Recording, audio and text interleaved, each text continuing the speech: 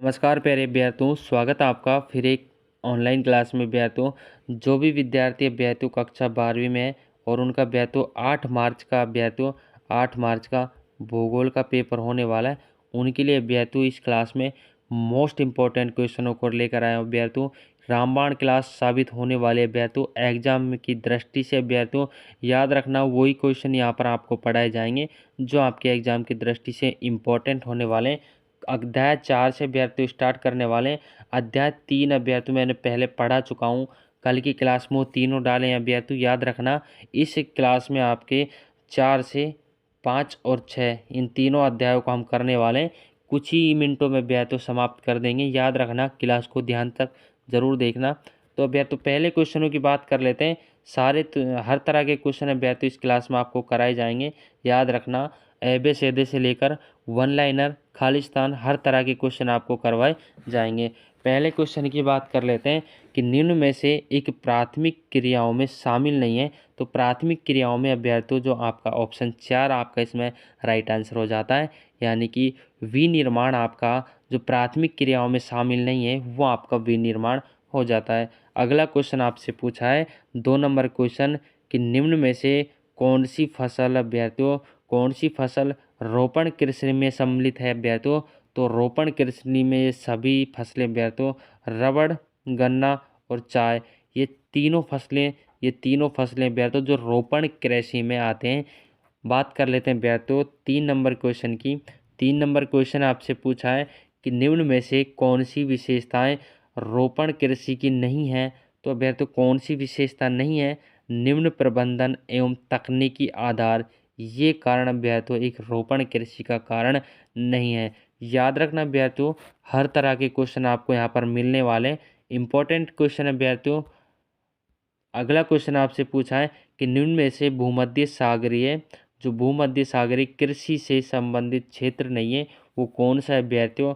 तो अभ्यर्थियों आपका इसमें ऑप्शन 1 करेक्ट आंसर हो जाता है, यानी कि मध्य कैलिफोर्निया का जो क्षेत्र है जो भूमध्य क्षेत्र में आता है और कृषि से संबंधित क्षेत्र ये नहीं माना जाता।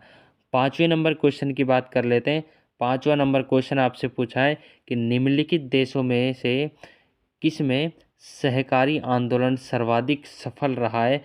तो अभ्यर्थियों जो सहकारी आंदोलन है वो आपके डेनमार्क में सफल रहा है। ऑप्शन 2 आपका इसमें करेक्ट आंसर हो जाएगा। दोस्तों क्लास के अंत तक जरूर बने रहना, जहाँ तक आपकी वन लाइनर और अभ्यर्थियों रिक्त स्थान क्वेश्चन भी कराए जाएंगे।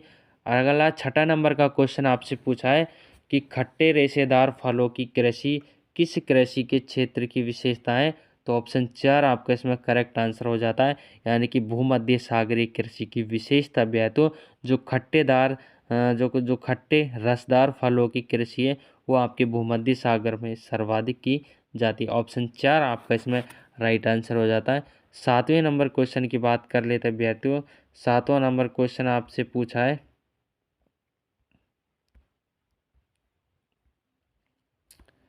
7वां नंबर आपसे पूछा है कि वाणिज्य डेयरी कृषि का सबसे बड़ा प्रदेश कौन सा है। तो उत्तरी पश्चिमी यूरोप में अभ्यर्थियों उत्तरी पश्चिमी यूरोप में वाणिज्य डेयरी कृषि का सबसे बड़ा क्षेत्र उत्तरी पश्चिमी यूरोप में है। बात कर लेते हैं 8वें नंबर क्वेश्चन की। 8वां नंबर क्वेश्चन अभ्यर्थियों आपसे पूछा है कि सामूहिक कृषि का प्रारंभिक सर्वप्रथम कहाँ से हुआ है अभ्यर्थियों। तो सामूहिक कृषि का जो प्रारंभ है वो सर्वप्रथम अभ्यर्थियों सोवियत संघ से इसका जो शुरुआती वो माना गया है। ऑप्शन 3 आपका इसमें करेक्ट आंसर हो जाता है। 9वां क्वेश्चन आपसे पूछा है कि ट्यूलिप पुष्प की कृषि के लिए विख्यात देश कौन सा है। तो ट्यूलिप अभ्यर्थियों ट्यूलिप जो पुष्प है उसका मुख्य क्षेत्र अभ्यर्थियों नीदरलैंड में ये उगाया जाता है, यहाँ पर अभ्यर्थियों नहीं उगाया जाता। याद रखना, जो ट्यूलिप जो पुष्प है वो नीदरलैंड का पुष्प है, वहाँ पर इसकी सर्वाधिक खेती की जाती है। 10वें नंबर क्वेश्चन की बात कर लेते हैं। 10वां नंबर आपसे पूछा है कि निम्न में से कौन सी एकल कृषि नहीं है अभ्यर्थियों। तो कौन सी की जो फसल अभ्यर्थियों एकल कृषि नहीं है। तो मिश्रित कृषि जो एकल कृषि की श्रेणी में नहीं आती। अगला 11वां नंबर क्वेश्चन अभ्यर्थियों, अब आपके यहाँ से आ गया अभ्यर्थियों आपके जो रिक्त स्थान है खाली स्थान उनको भरवाया जाएगा। इंपॉर्टेंट है, याद रखना, प्राथमिक क्रियाओं में संलग्न लोग खालिस्तान कहलाते हैं। तो अभ्यर्थियों और लॉल कॉलर श्रमिक कहलाते हैं। याद रखना, जो प्राथमिक क्रियाओं में संलग्न लोग हैं वो आपके लॉल कॉलर श्रमिक कहलाते हैं। 12वां नंबर का क्वेश्चन आपसे पूछा है कि ब्राज़ील में कॉफ़ी के बागान खालिस्तान कहलाते हैं, तो अभ्यर्थियों फेजेंडा उनको कहा जाता है। याद रखना, ब्राज़ील में जो कॉफ़ी के बाग होते हैं उनको फेजेंडा कहा गया है। अगला क्वेश्चन अभ्यर्थियों आपसे पूछा है कि मिश्रित कृषि में खालिस्तान एवं खालिस्तान क्रियाएं शामिल हैं, तो मिश्रित कृषि में फसल उत्पादन और पशुपालन ये दोनों शामिल हैं। याद रखना अभ्यर्थियों, फसल उत्पादन और पशुपालन।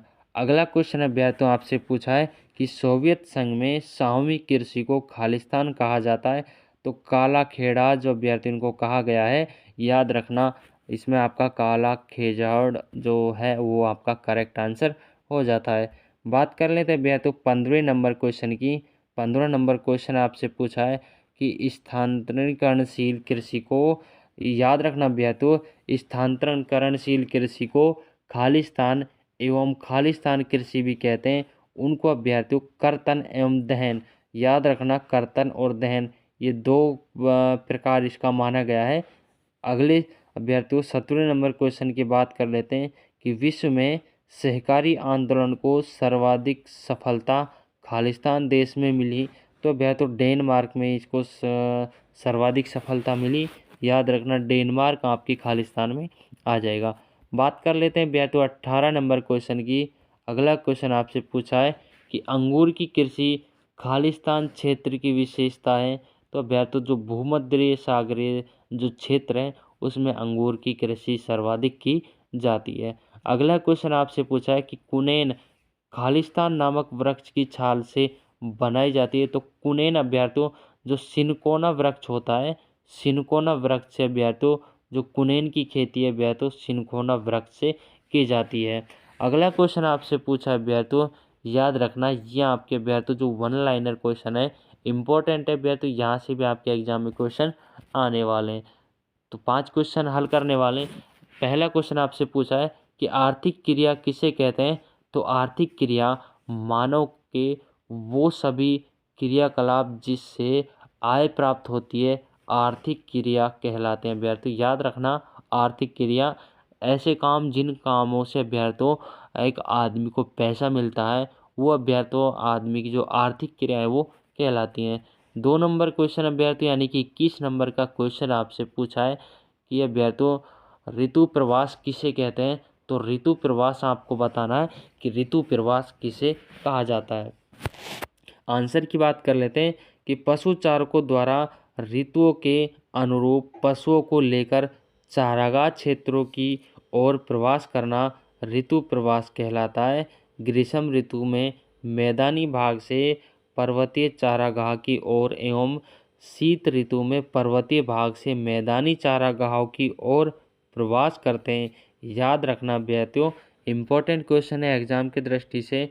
अगला क्वेश्चन अभ्यर्थियों आपसे पूछा है कि भारत के हिमालय पर्वतीय क्षेत्र में ऋतु प्रवास करने वाली पशुचारक जातियों के नाम बताइए, तो गुज्जर अभ्यर्थियों बकरवाल गद्दी और भूटिया ये अभ्यर्थियों चारों याद रखना ये ऐसे प्रवासी अभ्यर्थियों पशुचारक हैं अभ्यर्थियों जो जातियों के नाम हैं याद रखना।